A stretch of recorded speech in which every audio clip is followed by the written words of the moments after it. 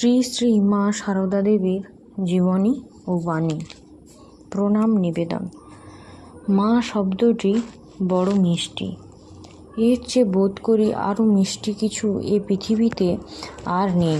মা আছেন বলেই পৃথিবী আছে, মা আছেন বলেই আমরা আছি, মা আছেন বলেই পৃথিবী এমন সুন্দর। শারদোৎসবে মা জগন্ময়ী মা আবির্ভূতা হন, তখন তাকে ছেলেও বলেছে মা, ছেলেরা মাও বলেছে, আবার মায়ের মাও বলেছে মা। সকলেই বলছে মা, অর্থাৎ তিনি হলেন বিশ্ব প্রসবিনী জননী। শ্রী শ্রী রামকৃষ্ণের লীলা সহচরী শ্রী শ্রী মাতা শারদামণি আমাদের হৃদয়ে আজ জগৎজননী রূপে প্রতিষ্ঠিতা। তিনি যে শ্রী শ্রী ঠাকুরের সহধর্মিণী বলেই শুধু তাকে আমাদের মা বলে সুখ তা নয়। শ্রী শ্রী শারদামণি তার দিব্য জ্ঞান ও তার জগৎ ধন্য করা স্নেহের জোরেই তিনি আমাদের পরম আদরের পরম ভক্তির মা।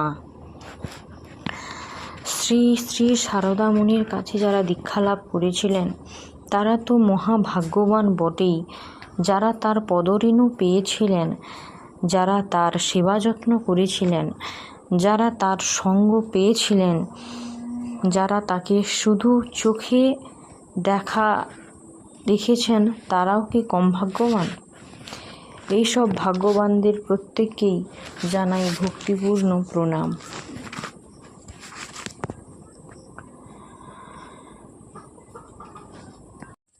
অতি শৈশবে বাজি ফাটলে মাকে জড়িয়ে মায়ের কোলে মুখ লুকোতাম। আজ আমাদের বাল্য যৌবন চলে গেছে, কিন্তু এই পরিণত বয়সেও আমরা ভয়ঙ্কর এক আতঙ্কের যুগে প্রত্যেকেই বাস করছি। প্রতি মুহূর্তে এক অজানা আশঙ্কায় দিন গুনছি, পলে পলে অশান্তির আগুনে পুড়ে মরছি। শ্রী শ্রী রামকৃষ্ণ মিশনের পূজ্যপাদ্য স্বামীজিদের লেখা স্বল্প কিছু সংগ্রহ করে ছোট্ট এই বইটিতে শ্রী শ্রী মায়ের জীবনের নিবেদন করা হলো। অস্থির চিত্ত কোনো ভক্তি হৃদয় এই বইটুকু পড়ে এতটুকু শান্তি ও স্বস্তি ফিরে পান, তাহলে বলবো এই ভক্তির সব কৃতজ্ঞতা উক্ত স্বামীজি মহারাজদের চরণে নিবেদন করা উচিত। এই পুস্তকে দৈবাৎ কোনো ভুল ত্রুটি ঘটলে তার জন্য আগাম ক্ষমা প্রার্থনা করছি। ধন্য শ্রী রামকৃষ্ণ মঠ ও মিশনের স্বামীজি মহারাজগণ, আপনাদের জানাই ভূমিষ্ঠ প্রণাম। আপনাদের স্নেহাশীর্বাদে যদি শ্রী শ্রী মাতার চরণে আমার প্রণাম পৌঁছয়, তবেই নিজেদেরকে ভাগ্যবান মনে করব। এটি বিনীত প্রকাশক। মর্তভূমিতে মায়ের আগমন। গ্রামের নাম জয়রামবাটি, বাঁকুড়া জেলার একটি গণ্ড গ্রাম। গ্রামটি ব্রাহ্মণ প্রধান। গ্রামের পূর্ব দিকে সীমা বরাবর এঁকে বেঁকে ক্ষীণ স্রোত নিয়ে আমোদর নদ বয়ে চলে। এই গ্রামে মুখোপাধ্যায় বংশ কবে থেকে এই যে বসবাস করছেন তা কেউ বলতে পারে না। পুরুষানুক্রমে রাম মন্ত্রের উপাসক কার্তিক রাম মুখোপাধ্যায় এই গ্রামে বসবাস করতেন। কার্তিক রামের পুত্রের নাম রামচন্দ্র। ধর্মপ্রাণ রামচন্দ্রের সামান্য যোজন যাজন ছিল। এছাড়া কিছু চাষযোগ্য জমি ছিল, ফলে সংসার মোটামুটি চলে যেত। পাশের গ্রামের নাম শিহর। সেই গ্রামে বাস করেন হরিপ্রসাদ মজুমদার। প্রকৃতপক্ষে তার পদবি ছিল বন্দ্যোপাধ্যায়। বর্ধমানের মহারাজ তাদের এক পূর্বপুরুষকে খুশি হয়ে মজুমদার উপাধি দান করেছিল। হরিপ্রসাদের কন্যার নাম শ্যামাসুন্দরী দেবী। রামচন্দ্রের সঙ্গে দেবীপ্রতিম শ্যামাসুন্দরীর শুভ পরিণয় হয়। দীর্ঘদিন এই মুখার্জি দম্পতি ছিলেন নিঃসন্তান। সন্তানের আশায় তারা গ্রামের জাগ্রতা দেবী, সিংহবাহিনী, ত্রিমূর্তি ও অন্যান্য দেবদেবীর চরণে বারংবার আকুল হয়ে প্রার্থনা করেন। শোনা যায় পরম কৃপাময়ী জগদম্বা স্বয়ং এই বিশুদ্ধ চিত্ত ব্রাহ্মণের ঘরে প্রথম সন্তান রূপে জন্মগ্রহণ করেন। সেটি ছিল 1853 খ্রিস্টাব্দের 22 ডিসেম্বর বৃহস্পতিবার এবং কৃষ্ণা সপ্তমীর পবিত্র সন্ধ্যা। শিশুকন্যার জন্মপত্রিকা অর্থাৎ ঠিকুজি অনুযায়ী নাম রাখা হয় ঠাকুরমণি। মা নাম রাখলেন ক্ষেমংকরী। কিন্তু কন্যা জন্মের সময় উপস্থিত ছিলেন কন্যার এক মাসিমা।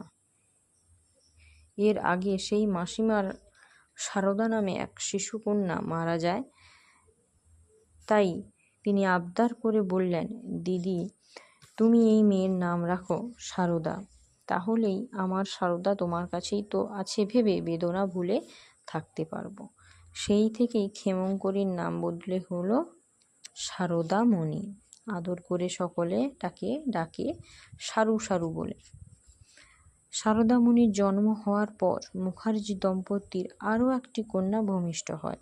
নাম রাখা হয় কাদম্বিনী। এরপর তাদের 5 পুত্র জন্ম নেয়। তাদের নাম যথাক্রমে প্রসন্নকুমার, উমেশচন্দ্র, কালী ঠাকুর, বরদা সম্পূর্ণ ও অভয়চরণ। সংসার বেড়ে যাওয়ায় দারিদ্র্য দেখা দেয় স্বাভাবিকভাবে। আর 10টা গরিব ঘরের গ্রাম্য বালিকার মতো মা সারদা তার জননীকে সাংসারিক যাবতীয় ঘরকন্যায় সাহায্য করতেন। ছোট ছোট ভাই বোনদেরও সস্নেহে দেখভাল করতেন।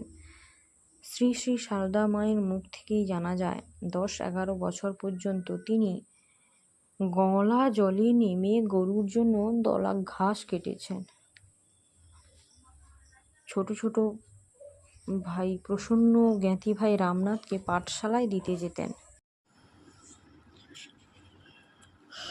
মাঠে মজুরদের গুড়মুড়ি দিয়ে আসতেন এবং যে বছর পঙ্গপালের মাঠে পাকা ধানের শীষ কেটে ছিঁড়ে দিয়েছিল, সেই বছর তিনি মাঠে পাকা ধানের শীষও কুড়িয়েছেন। ভাই বোনেদের সঙ্গে থেকে সামান্য পড়াও শিখেছিলেন।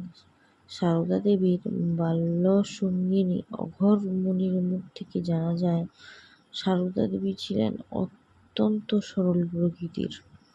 সঙ্গিনীদের নিয়ে পুতুল খেলা খেলছেন, কিন্তু কারোর সঙ্গে কোনোদিন এতটুকু ঝগড়া করেননি। বরং অন্য কোনো মেয়েদের মধ্যে ঝগড়া হলে তাহলে ভাব পুড়িয়ে দিতেন তিনি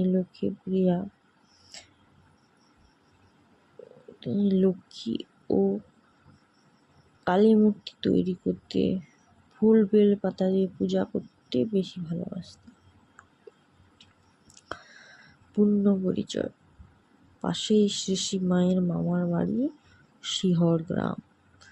শিহর গ্রামে জাগ্রত শান্তিনাথ শিবের মন্দির প্রাঙ্গণে কোনো পূজা উৎসবে অথবা এই গ্রামের কোনো অর্থবান পরিবারের উঠোনে মাঝে মাঝে কীর্তন গান হতো, যাত্রাপালার আসর বসত।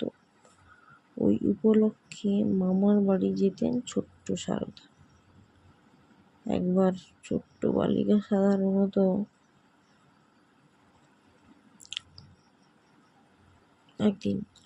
বালিকা সারদা মামার বাড়িতে গিয়ে কোনো এক মাঝবয়সী মহিলার কোলে বসে কীর্তন গান শুনছিল। উপস্থিত ছিল প্রচুর শ্রোতা। অকস্মাৎ যার কোলে বসে সারদা দেবী কীর্তন গান শুনছিলেন, তিনি কৌতুক করে সারদাকে প্রশ্ন করলেন, এখানে যারা উপস্থিত আছে তাদের মধ্যে কাকে তার বর হিসাবে পছন্দ হয়? সঙ্গে সঙ্গে মা সারদা হাত তুলে হাসি মুখে যে মানুষটিকে দেখিয়েছিলেন তিনি ছিলেন কামারপুকুরের গদাধর চট্টোপাধ্যায়। গদাধরের বয়স তখন 23 বছর। গদাধর ও শিহর গ্রামে মাঝে মাঝে যেতেন।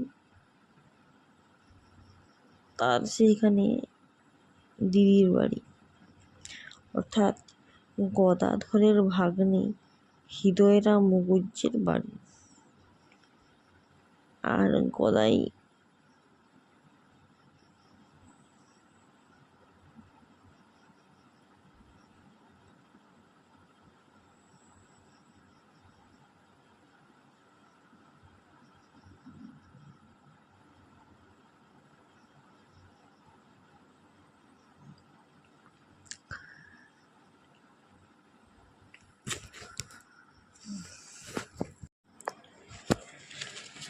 এরপর এলো বাংলার 1265 সাল।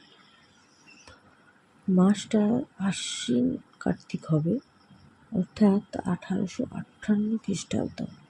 মাতা চন্দ্রমণি দেবী সেই ছোট্ট ছেলে গদাধরকে নিয়ে ভয়ঙ্কর দুশ্চিন্তায় দিন কাটাচ্ছে। গদাধর অর্থাৎ রামকৃষ্ণ তখন দক্ষিণেশ্বরে প্রবল বায়ুরোগে আক্রান্ত হয়ে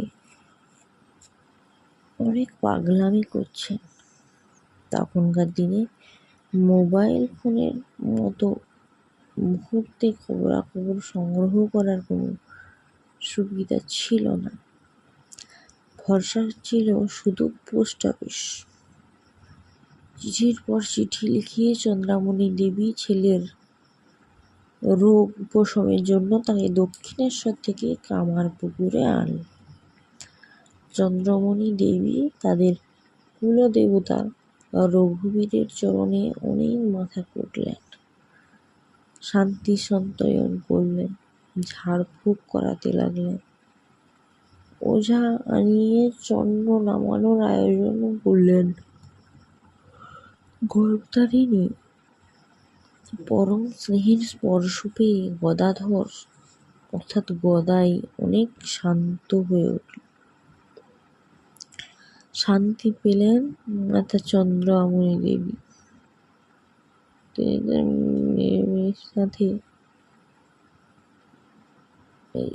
ছেলের সাথে রামেশ্বরের সঙ্গে গোপনে চুক্তি করে গদাইয়ের জন্য পাত্রী করছে, কিন্তু যেমন তেমন আমার পাত্রীও তো পাওয়া যায়। তখনকার দিনে ছিল কন্যাপণ, অর্থাৎ এখনকার দিনের ঠিক বিপরীত। বিয়ে করতে গেলে তখন কন্যার পিতা পণ গ্রহণ করতেন। সুতরাং চন্দ্রামণি দেবী এবং তার পুত্রের জন্য যেসব পছন্দসই কন্যা নির্বাচন করেন, তাদের আর্থিক দাবি এত বেশি যে তারা চন্দ্রাদেবীর পক্ষে দেওয়া সম্ভব হয়ে ওঠেনি। কিন্তু গদাধর তো ছিলেন অন্তর্যামী, নারায়ণের এক অবতার। তিনি তার অগ্রজ রামেশ্বর ও মাতা চন্দ্রামণি গোপন পরামর্শ ইত্যাদি বিলক্ষণ টের পেয়েছিলেন। তিনি একদিন হাসি মুখে তাদের বললেন, জয়রাম বাটির রামচন্দ্র মুখুজ্জের বাড়িতে পাত্রী কুটো বাঁধা আছে। যাওয়া হলো জয়রাম বাটি। বেশ ভালো পাত্রী, কিন্তু বয়সটা বড্ড কম, মাত্র 6 বছরে পা দিয়েছে। পাত্রের বয়স 24। তবু তাই সই, চন্দ্রদেবী সেই মেয়েকেই পুত্রবধূ করবেন। কন্যাপণ দিতে হবে 300 টাকা। 1266 বঙ্গাব্দের বৈশাখের শেষে গদাধর আর সারদামণির শুভ বিবাহ সুসম্পন্ন হল। স্বামীর হাত ধরে সারদামণি এলেন কামারপুকুরে।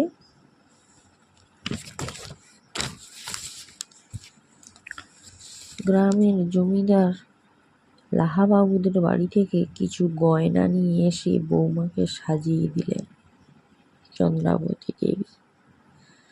তারপর যখন গয়নাগুলি ফিরিয়ে দেওয়ার সময় হলো, তখন চন্দ্রাবতী দেবী কাঁদতে আরম্ভ করলেন। গদাধরের ছিল তীক্ষ্ণ দৃষ্টি, তিনি মায়ের কষ্ট অনুভব করলেন।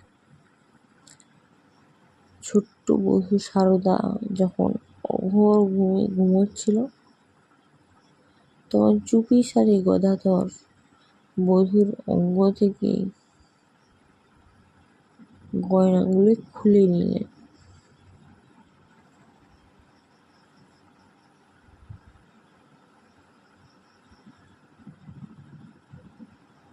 বালিকা বধূর ঘুম ভাঙলে দেখলেন তার গায়ে আর গয়না নেই। তিনি কাঁদতে আরম্ভ করলেন।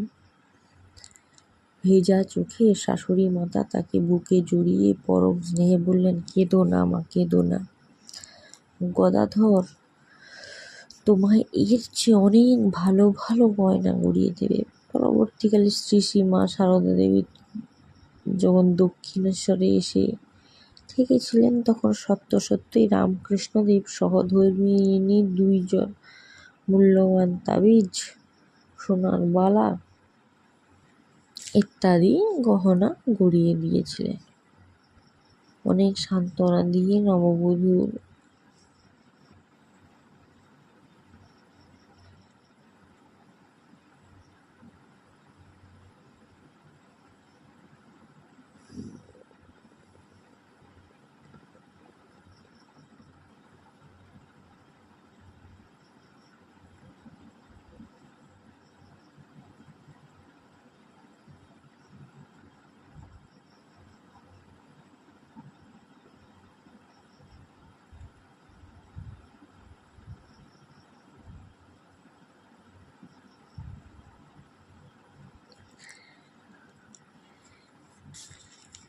তো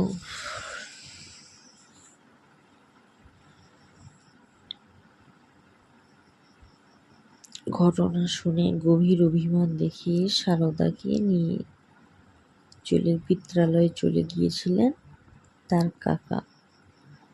এর প্রায় 20 মাস পরে, অর্থাৎ 1267 বঙ্গাব্দের অগ্রহায়ণ মাসে সারদা দেবী যখন 7 বছরে বয়সে পা দিলেন, তখন কুলপ্রথা অনুযায়ী শ্রী রামকৃষ্ণদেব শ্বশুরালয়ে গিয়ে কয়েকদিন থাকবেন। সেই 7 বছরের বালিকা সারদা তার স্বাভাবিক বুদ্ধিতে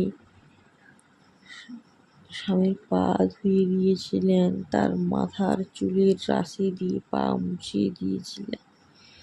দেখে বয়স্ক মহিলারা কেউ হেসেছিলেন, আবার কেউ বিস্মিত হয়েছিল।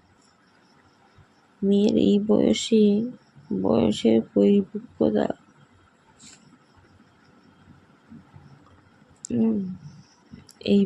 পরিপক্ক বেশ বুদ্ধির জন্য। শ্বশুরালয়ে অনেকদিন ছিলেন শ্রী শ্রী রামকৃষ্ণ।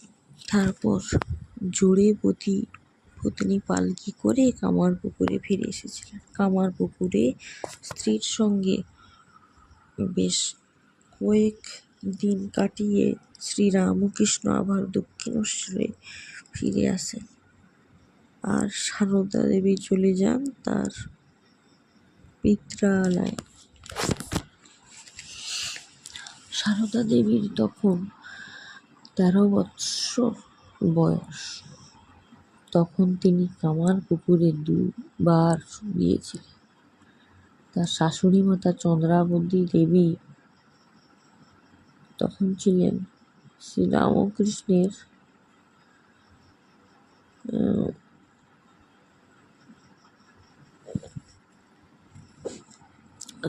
দক্ষিণেশ্বর। সারদা মা কামারপুকুরে ভাসুর, যা ও আত্মীয় পরিজনদের সঙ্গে কয়েক দিনের জন্য শ্বশুরবাড়ি থেকে বাপের বাড়ি চলে যায়। মাস 5-6 পরে আবার ওইভাবেই স্বামী শাশুড়ির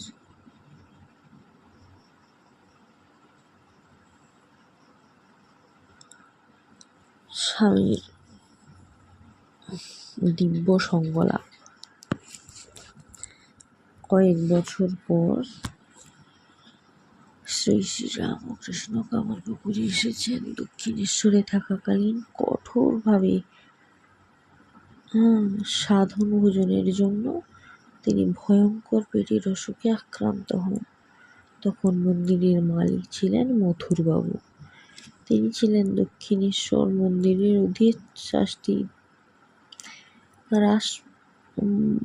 রানী রাসমণির জামাতা। তিনিও তার শাশুড়ি মাতার মতো শ্রীরামকৃষ্ণকে দেবতার মতো ভক্তি করতেন।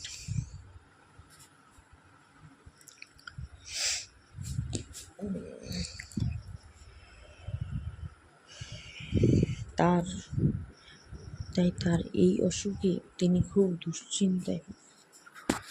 দুশ্চিন্তায় পড়ে কিছুদিনের জন্য হৃদয়রাম মুখুজ্জেকে এবং রামকৃষ্ণের সাধন গুরু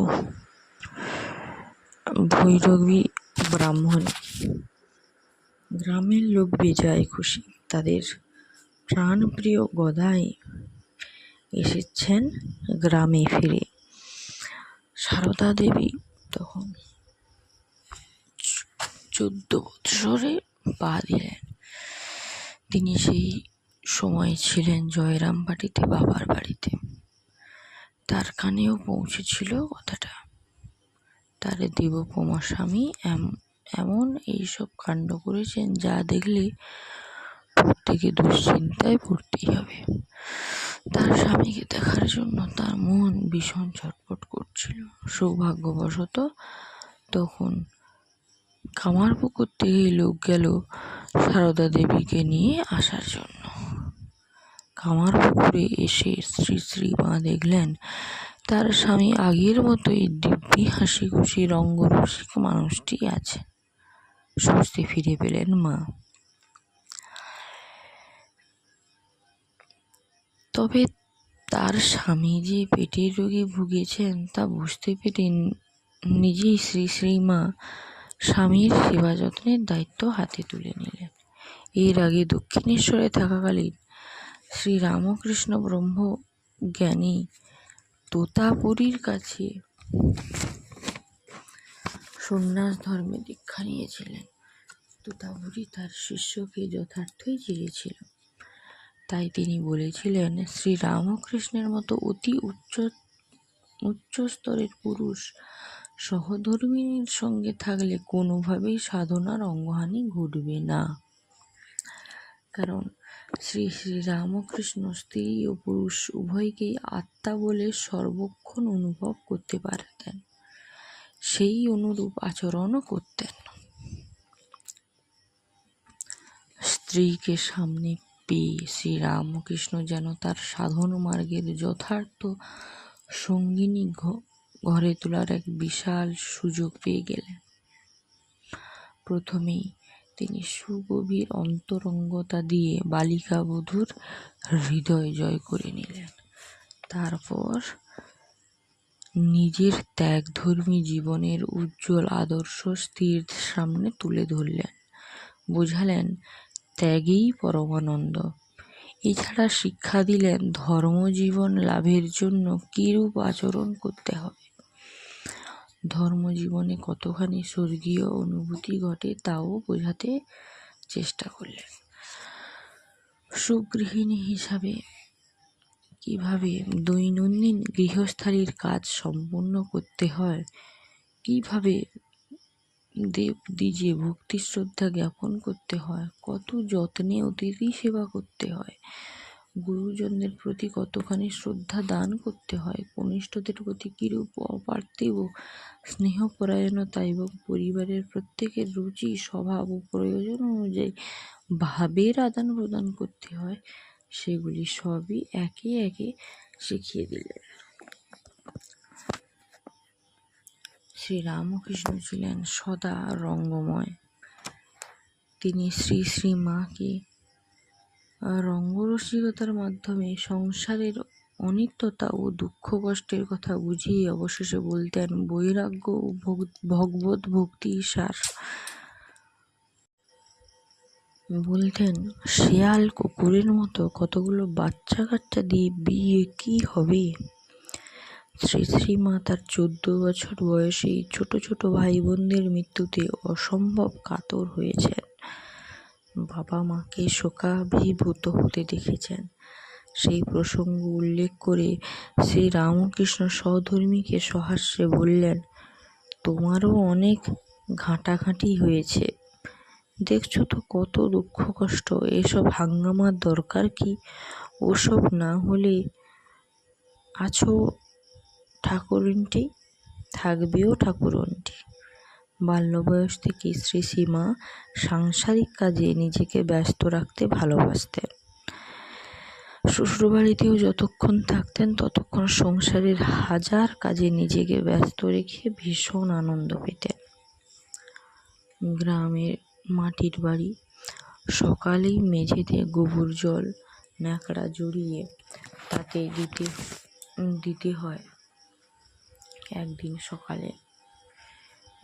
সকালে শ্রীশ্রীমা তাই করেছিলেন। শ্রী রামকৃষ্ণ উঠোনে দাঁড়িয়ে দাঁতন করছিলেন। তার উপস্থিতি সকলের সঙ্গে রঙ্গরসিকতা করে হাসি খুশি পরিবেশন রচনা করছিলেন। সেই সময় শ্রীশ্রীমাকে শুনিয়ে ছেলের অন্নপ্রাশনে যে কোমরে গোঁট পরে নাচবে গাইবে, সেই ছেলে মরে গেলে সেই কোমর ভুঁইয়ে আছড়ে কাঁদতে হবে। বড্ড লজ্জাশীলা জননী সারদা সারাক্ষণ প্রায় মুখে ঘুমটা দিয়ে থাকেন। কথা বলেন খুবই কম। নিজের কাজের মধ্যেই শুনেই যাচ্ছিলেন স্বামীর কথাগুলো।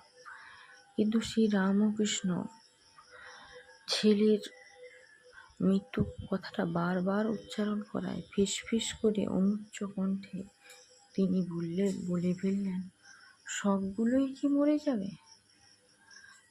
সঙ্গে সঙ্গে পূর্ব রসিকতায় শ্রী রামকৃষ্ণ উচ্চ কণ্ঠে বললেন, ওরে জাত সাপের লাচে পা পড়েছে রে, জাত সাপের লেচে পা পড়েছে।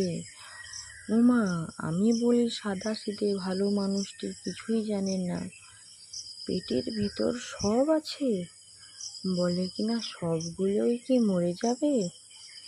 এই কথা শোনা মাত্রই লজ্জা রাঙা জননী সেখান থেকে ছুটে পালালেন।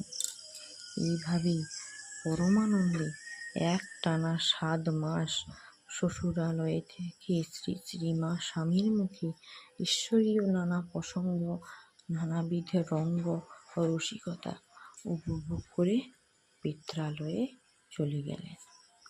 শ্রীরামকৃষ্ণ ও কামারপুকুরের জল হাওয়ায় শরীর স্বাস্থ্য ফিরে পেলে দক্ষিণেশ্বরে চলে গেলেন। শ্রীশ্রীমায়ের দক্ষিণেশ্বরে পদার্পণ। দেবতুল্য স্বামী পেয়েছেন শ্রীশ্রীমা, স্বয়ং ভোলা মহেশ্বর। তার মতো স্বামী পেয়েছেন তিনি, অথচ কয়েক বছর আর স্বামীর দর্শন তিনি পাননি। যখন মাতা সারদা মাত্র 14 বৎসর বয়স, তখন স্বামীর সঙ্গে কামারপুকুরে প্রায় 7 মাস কাটিয়েছেন। সেই সময় স্বামীর সঙ্গলাভে তিনি যে দিব্য আনন্দের অধিকারিণী হয়েছিলেন, তা কি কখনো ভোলা যায়? সেই স্বর্গীয় সুখস্মৃতি বারবার তার মনকে উতলা করে তুলল। স্বামীর জন্য উত্তল উত্তল মন নিয়ে জয়রামবাটিতে বাবার বাড়িতে 4টি বছর কেটে গেল সারদামণির। তিনি 18 বছর বয়সে পা দিলেন। এদিকে চতুর্দিকে ঢিঢি পড়েছে তার স্বামীকে নিয়ে।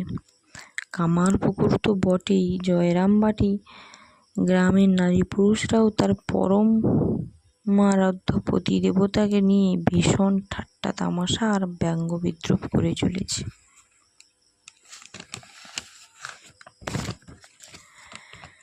কোনো মেয়ে কি তা সহ্য করতে পারে?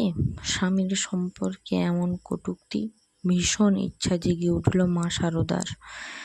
তিনি নিজের চোখে তার সাক্ষাৎ শিবতুল্য স্বামীর কি হয়েছে দেখতে চান, কিন্তু কিভাবে দেখা হবে স্বামীর সঙ্গে? তখনকার দিনে কোনো গাড়ি ঘোড়া ছিল না, ছিল না রেল যাতায়াতের সুযোগ। যা হোক, সারা ভারতবর্ষের মানুষরাই যেমন গঙ্গা স্নানে পুণ্য অর্জনে একটা লোভ থাকে, তেমন জয়রামবাটির অসংখ্য রমণী জোটবদ্ধ হয়ে একদিন বহুদূর রাস্তা হেঁটেই গঙ্গা স্নান করতে যাবেন বলে ঠিক করেন। সুতরাং মা শারদা সুযোগ হয়ে গেল।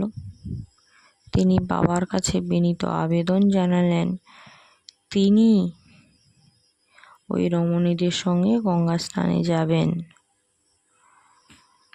পিতা রামচন্দ্রের মুখোপাধ্যায়ের পুত্রীর মনের আকুলতা অনুভব করলেন।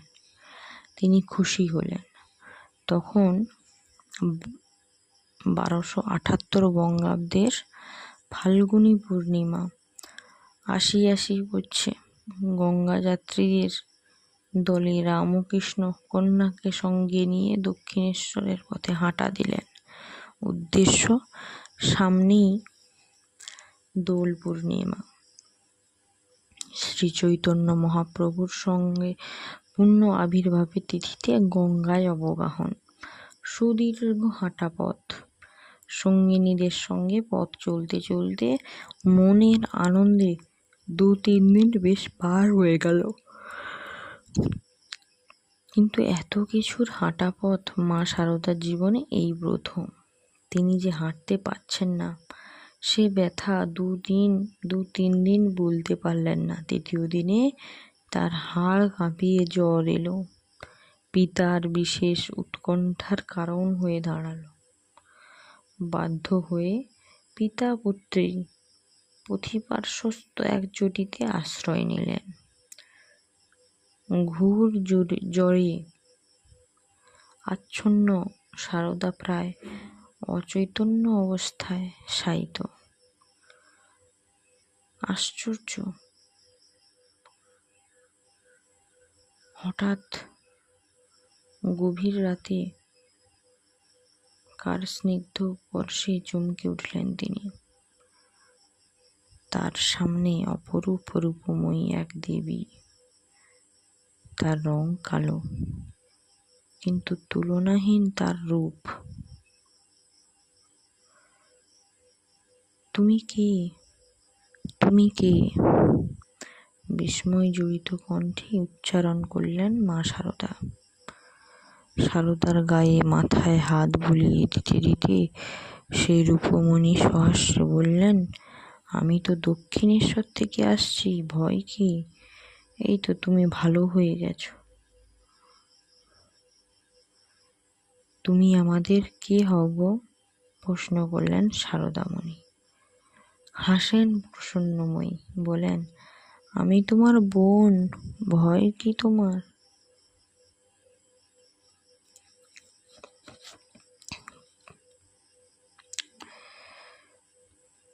সবিস্ময়ে বললেন শারদা, তাইও বটে। পরদিন পিতাশ্রী রামচন্দ্র দেখলেন শারদামণিটার জ্বর নেই, তবে বেশ দুর্বল। রাতে দিব্য দর্শন করে শারদা অবশ্য মনে আবার যথেষ্ট উৎসাহ পেয়েছিলেন। বাবার সঙ্গে হাঁটতে লাগলেন। শ্রীরামচন্দ্র ঠিক করলেন মেয়েকে আর পথ পরিশ্রমে যেতে দেবেন না। সৌভাগ্যবশত একটি পালকিও পেয়ে গেলেন।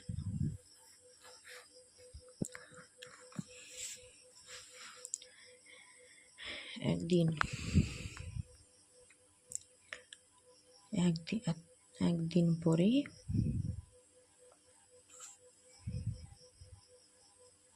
দক্ষিণেশ্বরের গঙ্গায় চঞ্চল স্রোত দাঁড়ালো একটি ছোট্ট নৌকা। নৌকা থেকে নেমে এলেন জননী সারদা। সঙ্গে রয়েছেন তার পিতা শ্রীরামচন্দ্র।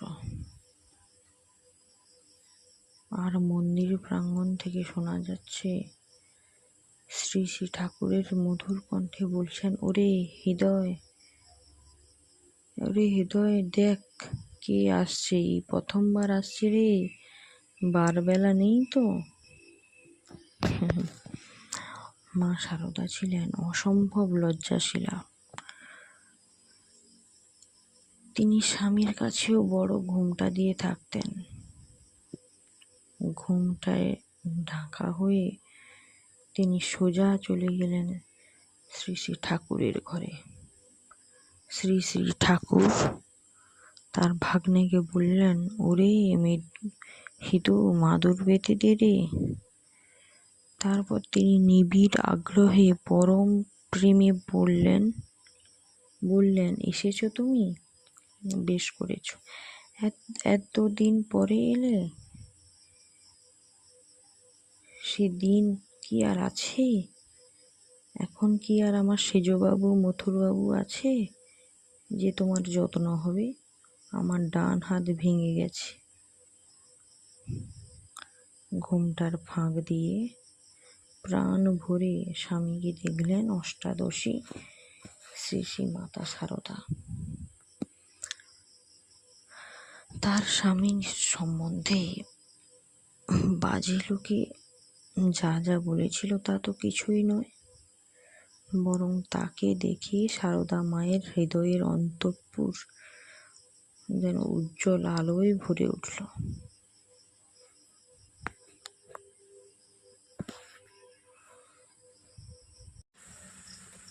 কথাবার্তা শেষ করে শ্রী সারদা দেবী নহবতে যেতে চাইলেন। শ্রী ঠাকুর বাধা দিয়ে বললেন, না না, ওখানে ডাক্তার দেখাতে অসুবিধা হবে, তুমি এখানেই থাকো। রাতে স্বামী স্ত্রী একই ঘরে রইলেন। স্বামী আর স্ত্রী, দেহের কোনো সংসর্গ নেই, শুধু দুটি আত্মার মিলন। শ্রী শ্রী রামকৃষ্ণ একাধারে সন্ন্যাসী, আবার একাধারে গৃহী।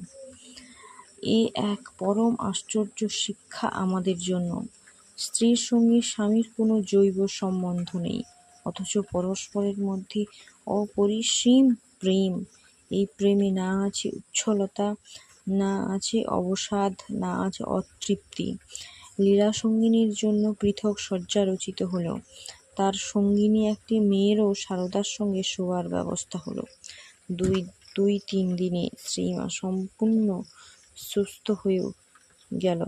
তিনি নহবতে চলে গেলেন। শ্রী শ্রী ঠাকুরের গর্ভধারিণী জননী চন্দ্রমণিও তখন সেখানে ঠিক থাকেন। তিনি পুত্রবধূর সঙ্গে নহবতে থাকতে চাইলেন। নহবতের ঘরখানি অবশ্য বিশেষ বড় নয়। সারদা দেবীর নহবতে থেকে উল্লসিত প্রাণে শাশুড়ি মায়ের ও দেবতুল্য স্বামীর সেবায় দেহমন নিয়োগ করলেন। সারদার পিতা রামচন্দ্র সারদাকে পরম আহ্লাদিত দেখে এবং ঠাকুরের সপ্রেমে ও সশ্রদ্ধ ব্যবহারে আনন্দিত হয়ে কয়েকদিন পরে হৃষ্ট চিত্তে জয়রামবাটিতে ফিরে গেলেন। মা সারদা সারা দিন নহবতে থাকলেও রাতে তিনি ঠাকুরের সঙ্গে একই বিছানায় শুতেন। এইভাবে এক দুদিন নয়, সুদীর্ঘ 2.5 মাস কাল তারা একসঙ্গে ছিলেন। শ্রী শ্রী সারদামণির প্রাত্যহিক জীবন। প্রতিদিন রাত্রি 3টায় শয্যাত্যাগ করে গঙ্গার ঘাটে মাকে স্নান করতে হতো। আধো অন্ধকারে মাঝে মাঝে জননী সারদার গা ছমছম করত।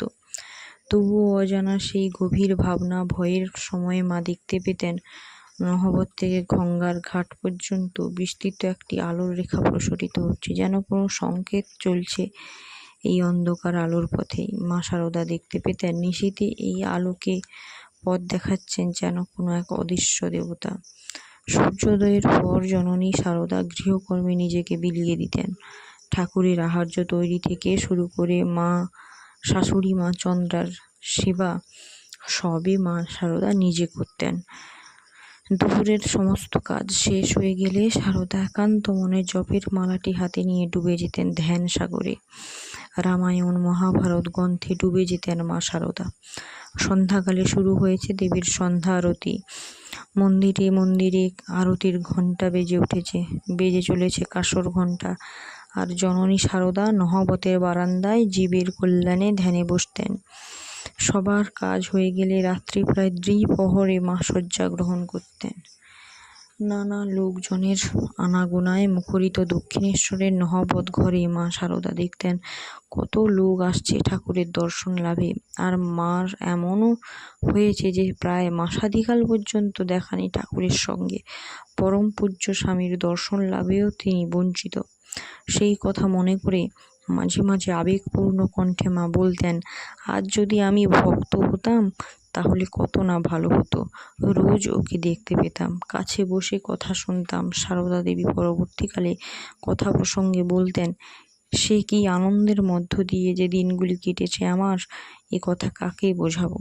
প্রাণে সর্বদাই আনন্দের ঘট প্রতিষ্ঠিত হয়েছিল। শ্রী শ্রী ঠাকুরের কাছে জাতি ধর্ম বর্ণ নির্বিশেষে সর্বশ্রেণীর মানুষই আসত তার কৃপা লাভের জন্য, তার ঐশ্বরীয় রূপ দর্শন লাভের আশায়, মুহূর্তের জন্য হলেও তার পরম প্রেমময় সঙ্গ লাভের বাসনায়। সুতরাং দক্ষিণেশ্বরে ঠাকুর ঘরে তখন ভক্তের অসম্ভব সমাগম। চলছে সর্বসময় ঈশ্বরীয় প্রসঙ্গ আলোচনা, চলছে উচ্চস্রবের নাম কীর্তন। সে এক অবর্ণনীয় আনন্দময় পরিবেশ। নাম কীর্তনের মাঝে মাঝে প্রবল আনন্দের উন্মাদনা ধ্বনিত হচ্ছে হরিবোল হরিবোল। হুঙ্কার দিয়ে উঠছে হরিধ্বনি। সেই ধ্বনিতে মাতোয়ারা হয়েও কেউ কাঁদছে, কেউ প্রাণ ভরে জোরে প্রবল হাহা করে হেসে উঠছে, কেউ বা ভূমিতে গড়াগড়ি খাচ্ছে, কেউ বা কাউকে জড়িয়ে ধরে চলছে উদ্দাম নৃত্য, কেউ বা নীরবে দাঁড়িয়ে অঝরে নয়নে কেঁদেই চলেছে।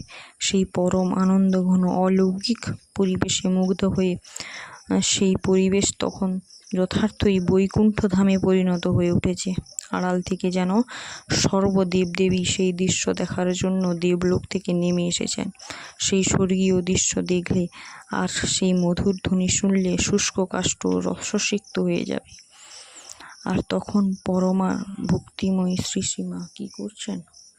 তিনি তো অবগুণ্ঠবতী দাঁড়িয়েছেন। তিনি স্তব্ধ দৃষ্টিতে নহবতের বারান্দায় চাটাইয়ের বেড়ার দিকে চোখে বয়ে চলেছে এক আনন্দ অশ্রু। এ কাকে তিনি পতিত্বে বরণ করার সৌভাগ্য করে এসেছেন। আহা, এই যে সাক্ষাৎ পরম বৈষ্ণব দেবাদিদেব মহাদেব। এমন স্বামী পাওয়া তো তার শত জন্মের তপস্যার ফল। লীলা সহচরী রূপে স্ত্রীর সঙ্গে স্বামীর প্রেমালাপ। শ্রী শ্রী রামকৃষ্ণ সহধর্মিণীকে মানব জীবনের উদ্দেশ্য কর্তব্য সম্পর্কে শিক্ষাদান করতে লাগলেন। একদিন স্বামীকে একান্তে পেয়ে মাতা ঠাকুরানী স্বামীর পদযুগল সেবা করতে করতে সুনিবিড় অন্তরঙ্গতায় প্রশ্ন করলেন, আমাকে তোমার কি বলিয়া বোধ হয়? ঠাকুর বললেন, যে মা মন্দিরে আছেন তিনিই তোমার এই শরীরে জন্ম দিয়েছেন ও সম্প্রতি নহবতে বাস করিতেছেন, এবং তিনিই এখন আমার পদসেবাও করিতেছেন। সাক্ষাৎ আনন্দময়ী রূপ বলিয়া তোমাকে সর্বদা সত্য সত্য দেখিতে পাই। স্ত্রীর প্রতি শ্রী রামকৃষ্ণের ছিল মাতৃজ্ঞান। প্রত্যেক স্ত্রীলোকের প্রতি ছিল তার মাতৃ অনুভব। সকল স্ত্রীলোকের মধ্যেই তিনি জগদম্বার আর জগৎমাতার দর্শন করতেন। তিনি যে কিভাবে একটানা 8 মাস সহধর্মিণীর সঙ্গে একই বিছানায় নিশিযাপন করেছেন তা সম্পর্কে তিনি নিজেই বলেছেন। ও যদি এত ভালো না হতো, আত্মহারা হয়ে আক্রমণ করত, তাহলে সংযমের বাঁধ ভেঙে দেহবুদ্ধি আসত কিনা কে বলতে পারে। দীর্ঘ 2.5 মাস একই বিছানায় শ্রীরামকৃষ্ণ শ্রী শ্রী মাতার নিশিযাপনের আর এক অলৌকিক ঘটনা জানা যায়। সেই দিন গভীর রাতে স্বামীর পাশে স্ত্রী অকাতরে নিদ্রার জন্য স্ত্রীর দিকে চেয়ে শ্রীরামকৃষ্ণ মনকে প্রশ্ন করলেন, মন, এরই নাম স্ত্রী শরীর। লোকে একে পরম উপাদেয় ভোগ্য বস্তু বলে যায়, ভোগ করার জন্য সর্বক্ষণ লালায়িত। কিন্তু একে গ্রহণ করলেই দেহে আবদ্ধ থাকতে হয়। সচ্চিদানন্দ ঘন ঈশ্বরকে লাভ করা যায় না। সত্য বলো, একে গ্রহণ করতে চাও নাকি ভগবানকে চাও? যদি স্ত্রী শরীর গ্রহণ করতে চাও তো এই তোমার সামনেই রয়েছে, গ্রহণ করো। এইসব 7-5 চিন্তা করিয়া শ্রীরামকৃষ্ণ যেইমাত্র স্ত্রীর সঙ্গে হাত দিতে গিয়েছেন, সঙ্গে সঙ্গে তার মন সমাধি এই পথে সচ্চিদানন্দ সাগরে ডুবে গেল। তার সেই সমাধি পরদিন অনেক ঈশ্বরের নাম গান শোনাতে তবেই ভঙ্গ হয়েছিল। স্বামী স্ত্রীর সম্পর্ক নিয়ে শ্রী শ্রী ঠাকুর নিজে সুন্দর সহজ ভাষায় বলেছিলেন, দুজনেই মায়ের মতো, তা না হলে পরিবারকে নিয়ে 8 মাস ছিলাম কেমন করে? শ্রী শ্রী ঠাকুর তার দিব্য দর্শন দিয়ে অনুভব করেছিলেন যে তার সহধর্মী ছিলেন পরম দিব্য এক আত্মা। তাই তো দক্ষিণেশ্বরে শারদা দেবী প্রথম পদার্পণের প্রায় 3 মাসের মধ্যেই এবার একদিন শ্রী শ্রী ঠাকুরের ইচ্ছা হলো স্ত্রীকে পূর্ণ রূপে উপাচারে ষোড়শী শ্রীবিদ্যা বা ত্রিপুরা সুন্দরী রূপে পূজা করবেন। ষোড়শাক্ষর মন্ত্রী মা জগদম্বার ষোড়শী রূপের এই পূজা করতে হয়। 1873 খ্রিস্টাব্দের মে মাস নাগাদ, অর্থাৎ 1279 বঙ্গাব্দের জ্যৈষ্ঠ মাসের মাঝামাঝি। সেই দিন ছিল অমাবস্যায় ফলহারিণী কালী পূজার মহাপুণ্য লগ্ন। মাতা সারদা দেবীকে রাত 9টার পর আলাপনা দেওয়া একটি পীঠে বসিয়ে প্রার্থনা মন্ত্র উচ্চারণ করে, হে কালী, হে সর্বশক্তিশ্বর ধীশ্বর মাতা ত্রিপুরা সুন্দরী, সিদ্ধির দ্বার উন্মুক্ত করো, ইহার শরীর মনকে পবিত্র করিতে আবির্ভূত হয়ে সর্বকল্যাণ সাধন করো। এই মন্ত্রে মাতা সারদাকে ষোড়শা পূজারে আকারে পূজা করলেন। শ্রীরামকৃষ্ণ ভোগ নিবেদন করলেন। নিবেদিত দ্রব্যসমূহের সামান্য অংশ নিজের হাতে মাতা সারদার মুখে দিলেন। জননী সারদা সমাধিস্থ হয়ে গেলেন। ঠাকুরও মন্ত্রোচ্চারণ করতে করতে একসময় সমাধিমগ্ন হলেন। মা সারদা জগৎ জননী রূপে প্রতিষ্ঠা হলেন। এই পূজার পরে মা সারদা 5 থেকে 6 মাস শ্রী শ্রী ঠাকুরের ঘরেই শুয়েছিলেন। সেবার প্রায় 1 বছরের বেশি সময় দক্ষিণেশ্বরে অবস্থান করেছিলেন মাতা সারদা মণি। 1873 খ্রিস্টাব্দের সেপ্টেম্বর মাসে তিনি কামারপুকুর চলে যান। দক্ষিণেশ্বরে শ্রী শ্রী মাতার পুনরাগমন। 26শে মার্চ 1874 জয় রামবাটিতে রামনবমী তিথিতে শ্রীমায়ের পিতৃদেব রামচন্দ্র মুখোপাধ্যায় দেহত্যাগ করলেন। পিতার অকাল প্রয়াণে শোক কাতরতা মুছে ফেলার জন্যই 1 মাস পরে শ্রীমা 1881 বঙ্গাব্দে বৈশাখ মাসে 1874 খ্রিস্টাব্দের এপ্রিলের শেষ নাগাদ দক্ষিণেশ্বরে ফিরে এলেন। শ্রী শ্রী ঠাকুর ও শাশুড়ি মাতার সেবা যত্নে নিজেকে নিবেদন করলেন। তখনকার দিনে দক্ষিণেশ্বরের জল হাওয়া ছিল ভীষণ খারাপ, বিশেষভাবে বর্ষাকালে। সেই সময় জল হাওয়া সারদা দেবীর সহ্য হলো না। তিনি আমাশয় রোগে কঠিনভাবে আক্রান্ত হলেন। শ্রী শম্ভুনাথ মালিক ছিলেন তখন মথুরবাবুর উত্তরসূরি, অর্থাৎ দক্ষিণেশ্বরের মন্দিরের তখন তিনি কর্তা ব্যক্তি। তিনিও মথুরবাবুর মতো শ্রী শ্রী ঠাকুর ও তার পরিবারকে বিশেষ শ্রদ্ধা ভক্তি ও যত্ন সহকারে দেখভাল করতেন। শ্রী শ্রী সারদা মনির এই অসুখের ব্যাপারে তিনি ভালো চিকিৎসার ব্যবস্থা করলেন, কিন্তু মা সারদা নীরব হলেন না। অথচ তিনি স্বামী ও শাশুড়িকে ছেড়ে জলহাওয়া বদলানোর জন্য অন্য কোথাও কোনো মতেই যেতে চাইলেন না। অসুস্থ শরীরেই তিনি মোটামুটি প্রায় 1.5 বছর দক্ষিণেশ্বরে থেকে গেলেন। পরে কিছুটা আরোগ্য হয়েছে বুঝলেন, তখন তিনি জয়রামবাটিতে চলে গেলেন। সেটা খুব সম্ভব 1282 বঙ্গাব্দের আশ্বিন মাসে নাগাদ, 1875 খ্রিস্টাব্দের অক্টোবর মাসে। আমাশয় রোগ কিন্তু মা সারদাকে জয়রামবাটিতেও আক্রমণ করল, এবং এবার তা আরও ভয়ঙ্কর রূপে দেখা গেল। মাকে ঘন ঘন শৌচ যেতে হতে লাগলো। শেষে তার শরীর এমন অবস্থায় দাঁড়ালো যে তার পক্ষে শৌচে যাওয়াও সম্ভব হলো না। তখন মায়ের 22 বছর বয়সও অতিক্রম করেনি। বাধ্য হয়ে মা সারদা তার বাপের বাড়ির সামনে কোলপুকুরের পাড়ে শুয়ে থাকতেন। এক সময় তার শরীর অস্থি চর্মসার হলো, নাক কান দিয়ে রস ঝরছে। নিজের শরীরের দিকে চেয়ে ভাবলেন, আরে ছি, এ তো শরীর, তবে আর কেন, এখানেই শরীরটা পড়ে থাক, দেহ ছাড়ি।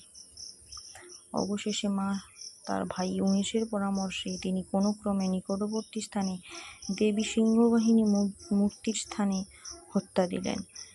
দেবীর সিংহবাহিনী কৃপায় মা সারদা সুস্থ হয়ে উঠলেন। এমন কঠিন রোগ থেকে তিনি আরোগ্য লাভ করায় সিংহবাহিনী মুক্তির রাতারাতি প্রচার বেড়ে গেল। বাস্তবিকেই মা সারদা ওই দেবীকে এমনভাবে জাগিয়ে দিলেন যে এখনো পর্যন্ত ওই মন্দিরে প্রতিদিন অসংখ্য ভক্ত নরনারীর সমাগম হচ্ছে। মাস চারেক পরে মা সারদার কাছে খবর এলো তার শাশুড়ি মাতা শ্রীমতী চন্দ্রমণি দেবী শ্রী শ্রী ঠাকুরের জন্মতিথিতে পরলোক গমন করেছেন।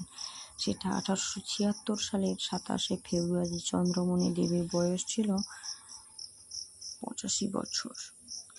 আবার দুর্ভোগের কবলে শ্রীসীমা। তখন যেন একটা কঠিন দুঃসময়ে মা সারদাকে ঘিরে ধরেছে। এরপর তিনি ম্যালেরিয়া রোগে আক্রান্ত হলেন। তার প্লীহা বেড়ে গেল। এই সময় প্লীহা কমানোর জন্য একটা গ্রাম্য চিকিৎসা ছিল। জয়রামবাটিতে অনীতে দূরে কয়াপাট বদনগঞ্জ নামে একটি গ্রামে এক শিব মন্দির ছিল। সেই মন্দিরে প্লীহা দাগানো হতো। রোগী স্নান করে শিব ঠাকুরকে মানত করে মন্দির প্রাঙ্গণে শুয়ে পড়ত। 4 জন লোক রোগীর হাত পা ধরে চেপে ধরত। একজন বৈদ্য একটি জ্বলন্ত কুলো কাঠ দিয়ে রোগীর পেটের প্লীহার উপরে কিছুটা জায়গা ঘষে দিত। অমানসিক যন্ত্রণাদায়ক সেই চিকিৎসা। মা সারদা তার মাতৃদেবী শ্যামা সুন্দরীর সঙ্গে ওই স্থানে গেলেন। অন্যান্য রোগীদের ওইভাবে দাগানো হচ্ছে দেখলেন। রোগীদের কর্ণবিদারী আর্তনাদ শুনলেন, কিন্তু তিনি একটু ভয় না পেয়ে বললেন, না, কাউকে ধরতে হবে না, আমি নিজেই চুপ করে থাকব। সত্যি সত্যি তাকে ধরতে হলো না। তিনি নীরবে সহ্য করলেন সেই মর্মান্তিক যন্ত্রণা। যারা দেখেছিল তারা অবাক। এ কোনো সাধারণ মানুষের পক্ষে সহ্য করা সম্ভব নয়। তখনই মানুষ বুঝেছিলেন ইনি মানুষ নন, ইনি মানবরূপিণী সাক্ষাৎ আদ্যাশক্তি। মা সারদা সত্যি সত্যি সুস্থ হয়ে গেল। মা সারদার গর্ভধারিণী শ্রীমতী শ্যামা সুন্দরী ছিলেন অসম্ভব ভক্তিমতী। তিনি কোনো এক রাত্রে স্বপ্নাদেশ পেলেন দেবী জগদ্ধাত্রীর। দেবীর পূজা করতে হবে। শ্যামা সুন্দরীর এই কথা মা সারদাকে বললেন। সুতরাং দেশ শুদ্ধ লোককে খাইয়ে মহা ধুমধাম সহকারে মা সারদার বাপের বাড়িতে জগদ্ধাত্রীর পূজা হলো। প্রায় 4 বছর দেবী জগদ্ধাত্রীর চরণে শ্যামা সুন্দরী নামে সংকল্প করে পূজা করা হলো। দ্বিতীয় 4 বছর মা সারদার নামে সংকল্প করে তৃতীয় 4 বছর সংকল্প করা হয় মা সারদার কাকা নীলমাধবের নামে। মোট 12 বছর দেবী জগদ্ধাত্রীর পূজা সম্পন্ন হল। শাস্ত্রীয় নিয়ম মাফিক আর পূজা না করলেও অপরাধ হয় না। কিন্তু অদ্ভুত ব্যাপার, মা সারদা এরপর একদিন স্বপ্ন দেখলেন দেবী জগদ্ধাত্রী তার ছোট্ট বালিকার মতো আবদারের সুরে বলছেন, মধু মুখুজ্জের পিসিরা আমার পূজা করতে চাইছে, তবে আমি যাই। এই ত্রিসত্য করিয়ে দেবী চলে যেতে চাইছেন দেখেই দেবীর চরণ দুখানি প্রাণপণে জড়িয়ে ধরে কেঁদে বললেন, মা সারদা, তোমাকে কোনোদিন যেতে দেব না গো মা। এই থেকে মায়ের বাপের বাড়িতে বছর বছর দেবী জগদ্ধাত্রী পূজা চালু হলো। মা সারদার দেব সেই বছরই প্রায় 10.5 বিঘা চাষযোগ্য জমি দেবী জগদ্ধাত্রীর নামে লিখে দিলেন। সেই জমির আয় থেকেই নিয়মিত মহা ধুমধামে জগদ্ধাত্রীর পূজা হচ্ছে। শ্রী শ্রী সারদার পিত্রালয়। পূজা হয় 3 দিন। প্রথম দিন ষোড়শোপচারে, দ্বিতীয় দিন দশোপচারে। দেবীর 2 দিকে জয়া বিজয়া এই 2 দেবীও পূজিত হন। মা সারদার দক্ষিণেশ্বরে পুনঃআগমন। মায়ের শরীর এখন মোটামুটি ভালো। তিনি চলে এলেন দক্ষিণেশ্বরে। মন্দিরের কর্তা শম্ভুবাবু এখন শ্রী শ্রী মা সারদা ও শ্রী শ্রী ঠাকুরের ভীষণ ভক্ত। তিনি বিবেচনা করলেন নহবত ঘরটি এমনই ছোট যে মায়ের পক্ষে স্বচ্ছন্দে থাকা সম্ভব হচ্ছে না। তিনি শীঘ্রই মন্দিরের কাছে কিছু জমি 250 টাকায় মৌরসি করে নিলেন। শাল কাঠের বড় বড় গুঁড়ির সাহায্যে সুন্দর একখানি চালাঘর বানিয়ে দিলেন শ্রী শ্রী মায়ের জন্য। মাতা সেই ঘরে থেকে শ্রী শ্রী ঠাকুরের রুচি অনুযায়ী রান্না করে মন্দিরে গিয়ে তাকে খাইয়ে দিয়ে ফিরে চলে আসতেন। মাঝে মাঝে ঠাকুরও ওই চালাঘরে আসতেন। কিছু সময় কথাবার্তা বলে মন্দিরে ফিরে যেতেন। কিছুদিন পর আবার মাকে ওই চালাঘর থেকে এসে শ্রী ঠাকুরের ঘরে এসে থাকতে হয়। এই সম্পর্কে শ্রীমা নিজেই বলেছেন, পরে কাশীর একটি প্রাচীন মেয়ে আমাকে ও বাড়ি থেকে নহবতে আনলো। তখন ঠাকুরের বাড়াবাড়ি অসুখ, সেবার কষ্ট হচ্ছে, বাহ্যে গিয়ে মলদার হেজে গেছে। আমি এসে সেবা করতে লাগলুম। এরপরে প্রায় 4-5 বার জয়রামবাটিতে গিয়েছেন মা। শ্রীমা শ্রী ঠাকুরও জয়রামবাটিতে শ্বশুরালয়ে গিয়েছেন কয়েকবার।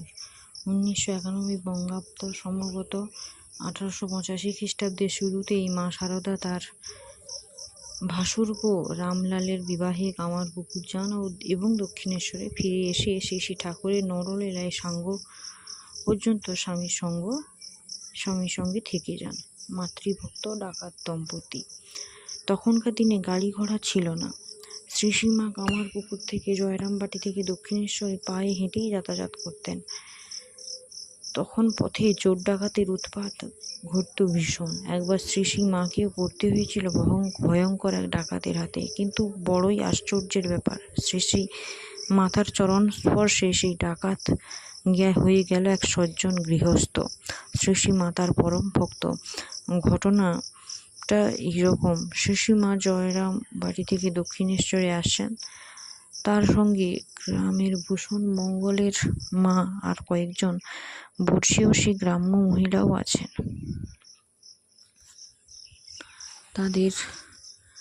তাদের উদ্দেশ্য গঙ্গা স্নানের পুণ্য অর্জন করা। সেই সময়ে তার সঙ্গে কামারপুকুরে লক্ষ্মী দিদিও ছিলেন শিবুদাও। কামারপুকুর থেকে হেঁটে 400 ক্রোশ দূরত্ব আরামবাগে তারা তখন এলেন। তখন বেলা আছে অনেকখানি। এবার দক্ষিণেশ্বরে পৌঁছতে গেলে কুখ্যাত তেলোভেলোর ও কৈকানির প্রান্তর তাদের অতিক্রম করতে হবে। তবে পৌঁছানো যাবে তারকেশ্বরে 1 রাত্রি থেকে আবার হাঁটা পথে দক্ষিণেশ্বর। কিন্তু এই তেলোভেলো আর কৈকানির মাঠের সন্ধ্যার আতঙ্ক প্রতিটি যাত্রীর কাছে প্রায় সুপরিচিত। এই অঞ্চলেই ডাকাতদের ভয়ঙ্কর উৎপাত ঘটে। ওই প্রান্তর প্রায় 500 ক্রোশ ব্যাপী। গঙ্গা স্নানার্থীরা ভাবলেন মনের জোরে একটু বেশি হাঁটলে সন্ধ্যার মুহূর্তে তারকেশ্বরে পৌঁছে যাওয়া যাবে। তাই তারা এগিয়ে চললেন। মা সারদা জোরে হাঁটতে পারতেন না। তার সঙ্গীরা তাকে ছাড়িয়ে এগিয়ে চলল। মা পিছিয়ে পড়লেন। ক্রমেই তিনি তার সঙ্গীদের থেকে এমন দূরত্বে রয়ে গেলেন যে কেউ কাউকে আর দেখতে পেলেন না। মাতা একাকী হাঁটতে লাগলেন। এইদিকে সূর্য ডুবল। ধীরে ধীরে অন্ধকার ঘনিয়ে এলো। পথব্রজে এগিয়ে চলেছেন জননী সারদা। এই বিপদসংকুল প্রান্তরে ভাবছেন হয়তো আর একটুখানি এগিয়ে গেলেই দেখা যাবে তারকেশ্বর। অন্ধকারেই পথ ঠাউরে মা চলেছেন শান্ত গতিতে। হঠাৎ মায়ের কানে ভেসে আসে এক ভয়াবহ শব্দ তরঙ্গ, কঠিন পদধ্বনি। তিনি থমকে চেয়ে দেখেন দীর্ঘ বলিষ্ঠাকৃতি এক পুরুষ এগিয়ে আসছে তার দিকে। অন্ধকারে তার হাতে রূপোর বালা চকচক করছে। তার হাতে লাঠি, মাথায় ঝাঁকড়া চুল, রাতে আধারে ছেয়ে গেছে চারিদিক। মা বুঝতে বাকি থাকে না যে এ হলো সেই বিখ্যাত তেলোভেলোর মাঠের ডাকাত। বজ্রকণ্ঠে ডাকাত প্রশ্ন করল, কোন দিকে যাবে? কোমল কণ্ঠে মা বললেন, পূবে।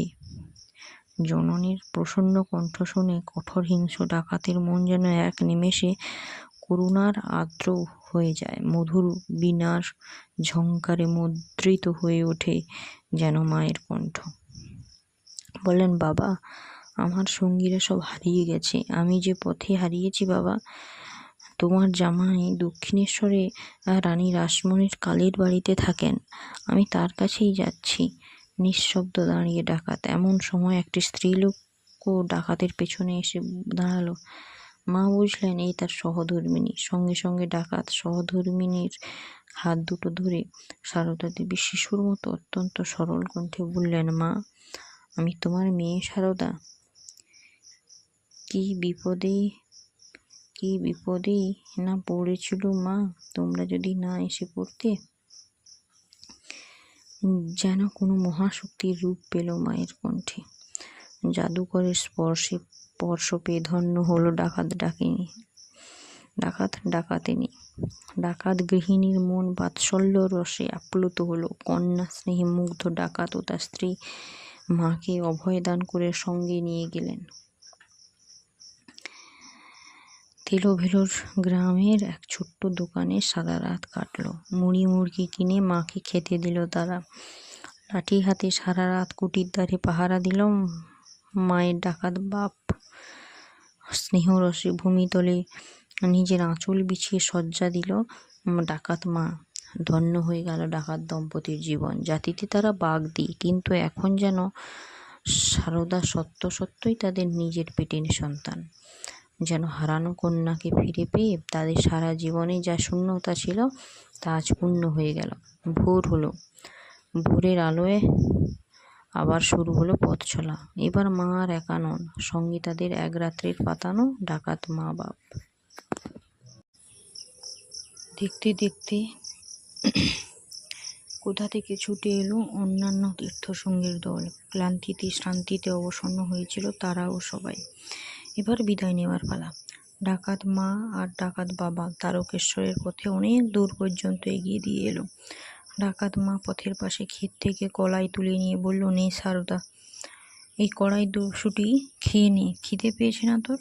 কোন জাদুমন্ত্রে সব যেন বদলে গেল। ক্ষণিকের দর্শন যেন যুগ যুগের সম্পর্ক রচনা করে দিল আজ।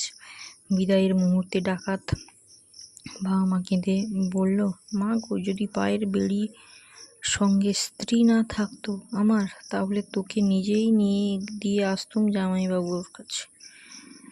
কাঁদেন মা সারদা, কাঁদে তার ডাকাত মা বাপ। কান্নার সাগরে ডুবে গিয়ে মা সারদা বলল, এসো তোমরা দক্ষিণেশ্বরে ঠাকুরের কাছে। পরবর্তী সময়ে তারা সত্যই অনেক জিনিসপত্র নিয়ে দক্ষিণেশ্বরে তাদের এই মেয়েকে দেখতে এসেছিল। একবার নয়, কয়েকবারই। জননী সারদার পাতানো ডাকাত মা ডাকাত বাবা কালের ইতিহাসে অমর হয়ে রইল। শ্রী শ্রী মায়ের সাধন ভোজন। লোকশিক্ষা দানের জন্য শ্রী শ্রী রামকৃষ্ণ দেব যে বিশাল সাধনা করেছিলেন তার পরিচয় অনেকখানি স্পষ্ট পাই, কিন্তু মা তার সারদা যে সাধনা করেছিলেন তার স্পষ্ট কোনো ইতিহাস কেউ বলতে পারেনি। তার সাধনার ব্যাপারে তিনি যেন সর্বদাই ছিল নিভৃতবাসিনী। জানা যায় দক্ষিণেশ্বরে ষোড়শী পূজার রাতে তিনি সমাধিস্থ হয়েছিলেন। বলা হয় সেই তার জীবনে প্রথম আধ্যাত্ম সাধনার বিকাশ পর্ব। তারপর তিনি এক প্রকার নিভৃতেই জীবনব্যাপী সাধন ভোজন করেছেন। এবং তিনি নিজেই বলতেন, বিশ্বজোড়া তার সন্তানরা কোথায় কি করছে না করছে তাদের সকলের জন্য রাত জেগে জপমালা করেন তিনি। মায়ের ঘনিষ্ঠ সঙ্গিনী ছিলেন যোগিন মা। মা তাকে আদর করে যোগিন বলে ডাকতেন। সেই যোগিন মায়ের মুখ থেকে অবশ্য মায়ের সমাধিস্থ হওয়ার কিছু মজার ঘটনা জানা যায়।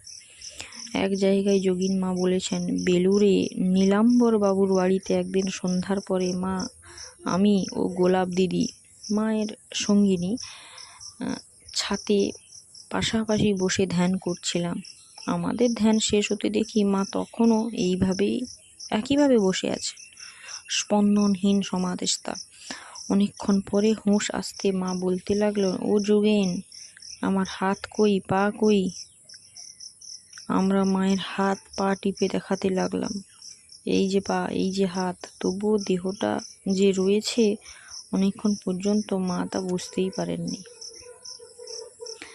নিভৃতবাসিনী জননী মা সারদা একবার কথায় কথায় তার মহিলা ভক্তদের বলেছেন, ঠাকুরের সেবার জন্য যখন নহবতখানায় ছিলুম তখন কি কষ্টে না ছোট ঘরটিতে থাকতে হতো। তার মধ্যেই কত সব জিনিসপত্র। কখনো একা ছিলাম ওইটুকু ঘর, তার মধ্যেই রান্না খাওয়া। সব ঠাকুরের রান্না হতো। তার পেটের অসুখ ছিল কিনা, কালীর ভোগ সহ্য হতো না, অপর সব ভক্তদেরও রান্না হতো। মাকে ধ্যান করতে বলতেন ঠাকুর। মা তাই ভোর 4টের আগে শৌচ সানাদি সেরে ধ্যানে বসতেন। এরপর প্রয়োজনীয় কাজকর্ম সেরে পূজায় বসতেন। প্রায় 1.5 ঘন্টা যাবৎ চলত তার পূজা, ধ্যান ইত্যাদি। তারপর তাকে সিঁড়ির নিচে রান্না করতে হতো। রান্নার শেষে সুযোগ ঘটলে নিজের হাতে ঠাকুরকে মা স্নানের জন্য তেল মাখিয়ে দিতেন।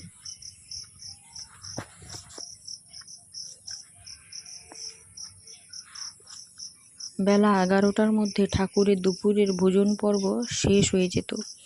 ধীরে ধীরে দক্ষিণেশ্বরে ভক্তদের ভিড় বাড়ে। ভক্তরা ফল, মূল, মিষ্টান্ন ঠাকুরের জন্য আলাদা করে নিয়ে আসে। ঠাকুর সেইগুলি নহবতে পাঠিয়ে দেন। জননী সারদা তার উপরের একটুখানি ঠাকুরের জন্য রেখে বাকি সব ভক্ত পাড়ার ছেলেদের বিলিয়ে দিতেন। শ্রী শ্রী মা ও শ্রী শ্রী ঠাকুরের পরস্পরের মধ্যে যে সুগভীর ঐশ্বরিক প্রেম ছিল তা সাধারণ মানুষের পক্ষে বোঝা সম্ভব নয়। একবার যখন ঠাকুরের পেটের রোগ প্রবল হয়ে উঠেছিল, তখন তার শরীর প্রবলভাবে ভেঙে গিয়েছিল। তারপর জয়রামবাটি থেকে শ্রী শ্রী মায়ের দক্ষিণেশ্বরে আগমন ঘটে এবং তারই প্রাণঢালা সেবা যত্নে শ্রী শ্রী ঠাকুর সুস্থ হয়ে ওঠেন ও তার চেহারা স্বাভাবিক হয়ে যায়। সেই থেকে মায়ের ওপর শ্রী শ্রী ঠাকুর অনেকখানি নির্ভরশীল হয়ে পড়েন। যে কোনো স্থানে মা প্রয়োজনে গেলে ঠাকুর চিন্তায় পড়ে যেতেন। বড্ড পেট রোগা ছিলেন শ্রীরামকৃষ্ণ। তাই শ্রী শ্রী মা নহবত থেকে স্বামীর ইচ্ছামতো শুক্তো, ঝোল ইত্যাদি রেঁধে দিতেন এবং শ্রী ঠাকুরও পরম তৃপ্তিতে তা ভোজন করতেন। মায়েদের রীতি অনুযায়ী যে কদিন শরীর অশুচি হয় সে কদিন জননী সারদা রান্না করতেন না। সে কদিন মন্দিরের প্রসাদ খেয়েই থাকতেন ঠাকুর, আর তাতেই ঠাকুরের শুরু হতো পেট খারাপ। তাই একদিন ঠাকুর শ্রী শ্রী মাকে ডেকে বললেন, দেখো, তুমি এই 3 দিনে রান্না না করাতে আমার পেটের অসুখ বেড়েছে। তুমি একদিন কেন রাঁধলো না? এই কদিন কেন রাঁধলে না? উত্তরে লজ্জাবনতা জননী যা বললেন তাতে ঠাকুর সব বুঝে গিয়ে আন্তরিক সুরে মাকে বুঝিয়ে দিলেন, তুমি আমাকে রেঁধে দেবে, তাতে কোনো দোষ হবে না। বলো তো, অশুচি তোমার শরীরের কোন জিনিসটা? চামড়া, হাড়, মাংস না মজ্জা?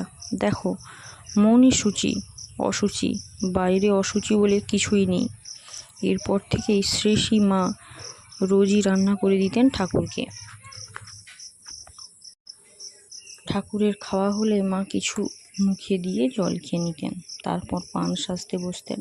পান সাজা হয়ে গেলে এমনভাবে গুনগুন করে গান করত যাতে অন্যরা শুনতে পেত না।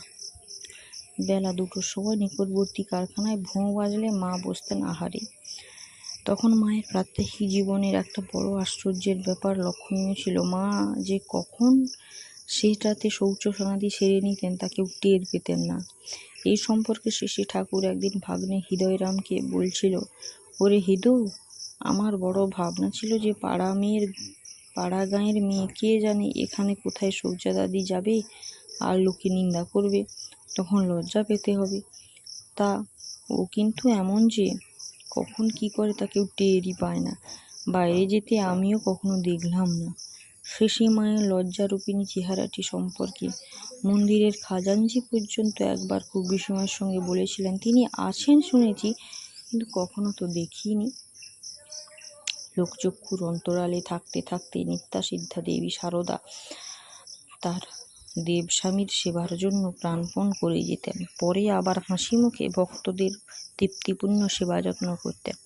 তাকে রোজ প্রায় 350 আটার রুটি করে দিতে হতো, অথচ তার মুখে দেখা গেছে সদানন্দময়ী রূপ। অথচ মজার ব্যাপার, স্বামীর প্রতি তার যে কতখানি সুনিবিড় প্রেম ছিল তা নিজের মুখ থেকে বলা একটি কথা থেকেই জানা যায়। আমি নহবতের 1000 কাজ নিয়ে থাকলেও আমার মন সর্বদা ঠাকুরের কাছেই পড়ে থাকতো। অত দূরে থেকেও খুব আস্তে আস্তে কথা বললে আমি সব শুনতে পেতাম।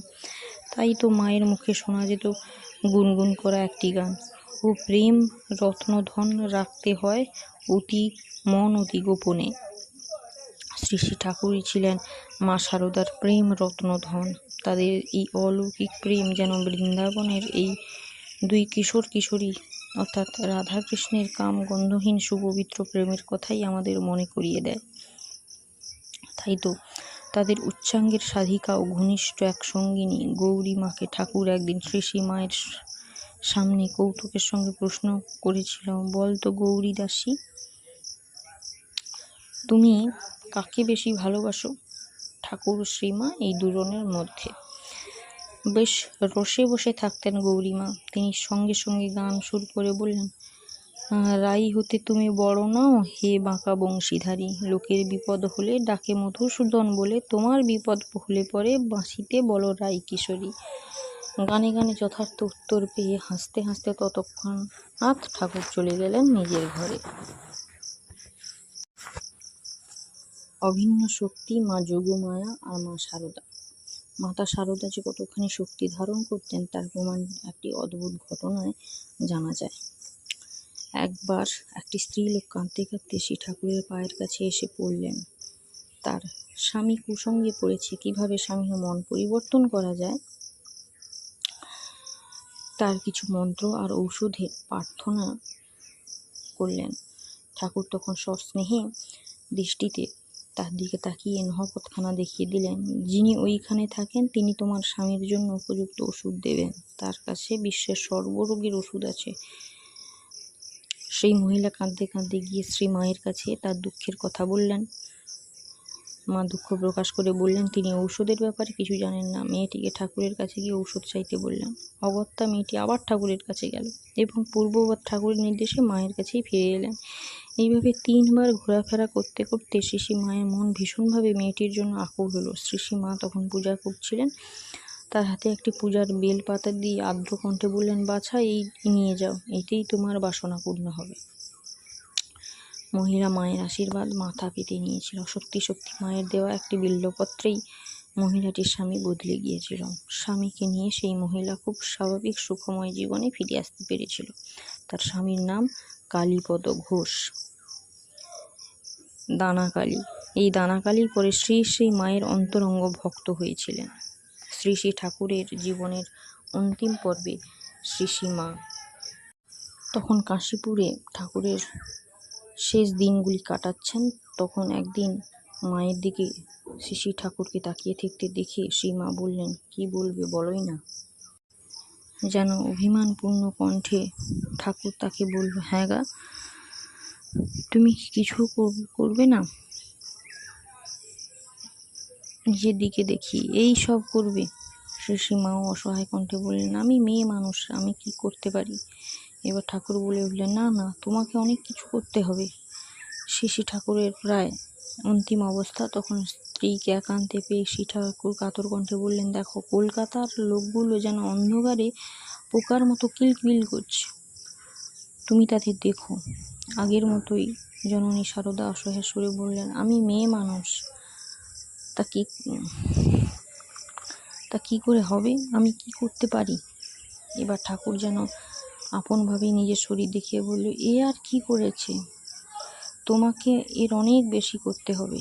শ্রী ঠাকুরের এই কথা 16 আনাই পরবর্তীকালে মিলে গিয়েছিল। জীবজগতের কল্যাণের জন্য অশেষ সাধনা করে গিয়েছেন শ্রী মা শারদা। শ্রী ঠাকুরের লীলা অবসানের পর একদিন পরম আগ্রহী এক ভক্ত মাকে প্রশ্ন করলেন, অনন্যা অবতারণগণ নিজ নিজ শক্তির পরে দেহ রক্ষা করেছেন, কিন্তু আপনাকে রেখে শ্রী ঠাকুর চলে গেলেন কেন? শ্রী মায়ের সহজ উত্তর, জানো তো বাবা, ঠাকুরের জগতে প্রত্যেকের উপরে মাতৃভাব ছিল। সেই মাতৃভাব জগতে বিকাশের জন্য আমাকে এবার রেখে গেছেন। পরে আবার কোনো এক সময় শ্রী মা বলেছিলেন, যখন ঠাকুর চলে গেলেন আমারও ইচ্ছা হলো আমিও চলে যাই, কিন্তু দেখা গিয়ে বললেন, না, তুমি থাকো, অনেক কাজ বাকি আছে।